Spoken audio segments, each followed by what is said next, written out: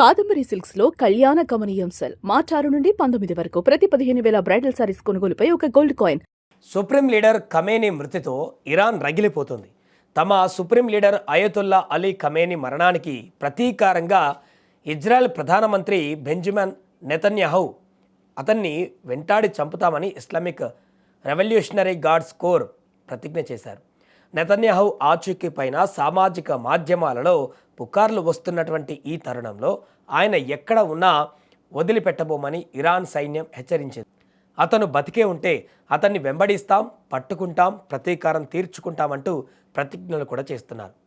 Iran, America, Israel మధ్య యుద్ధం 16వ రోజుకు చేరుకున్న నేపథ్యంలో బాగ్దాదులోని అమెరికా రాయబార కార్యాలయం పైన మరొకసారి క్షిపణి దాడి జరిగింది. ఎంబసీ ఆవరణలోని హెలీప్యాడ్ పైన మిసైల్ పడడంతో పెద్ద ఎత్తున పొగలు వ్యాపించాయి. మరోవైపు ఇరాన్లోని వ్యూహాత్మక కర్గ్ ఐలాండ్ పైన అమెరికా జరిపిన బాంబు దాడులకు అధ్యక్షుడు డొనాల్డ్ ట్రంప్ సమర్థించుకున్నారు. కర్గ్ ఐలాండ్లోని సైనిక స్థావరాలను పూర్తిగా ధ్వంసం చేశామని, అవసరమైతే మరిన్ని దాడులు చేస్తామని ఆయన హెచ్చరించారు. ప్రపంచ దేశాలన్నీ హర్ముజ్ జలసంధిలో నౌకల రక్షణకు ముందుకు రావాలని ట్రంప్ ఈ సందర్భంగా పిలుపునిచ్చారు. ఇదిలా ఉంటే ఇరాన్ సైన్యం కూడా వెనక్కి తగ్గడం లేదు. ఇప్పటికే ఇజ్రాయెల్ పైన 5 సార్లు బాలిస్టిక్ క్షిపణులతో విరుచుకుపడింది.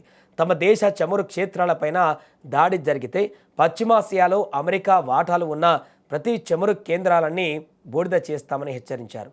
ఈ యుద్ధ ప్రభావంతో బహ్రెయిన్, సౌదీ అరేబియాలో జరగవలసిన ఫార్ములా 1 రేసింగ్లు కూడా రద్దయ్యాయి.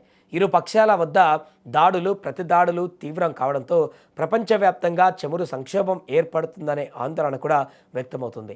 కారణాలు ఏమైనా, ఒకవేళ ఇరాన్ శపథం చేసినట్లుగానే నెతన్యాహును ఏమైనా చేస్తే ఇక ఆ తర్వాత జరిగేటువంటి పరిణామాలను ఊహించడం ఆ దేవుడి తరం కూడా కాదు. అగ్రరాజ్యం అమెరికా ఇరాన్ను మ్యాప్లో లేకుండా చేస్తుందా, లేక ఇరాన్ దాడులతో మిడిల్ ఈస్ట్ మొత్తం శ్మశానంగా మారుతుందా? మూడో ప్రపంచ యుద్ధం మన ముంగిట నిలబడి ఉందన్నది మాత్రం పచ్చి నిజం. చూడాలి మరి ఈ 3 దేశాల మధ్య యుద్ధం ఎటువైపు దారితీస్తుందో.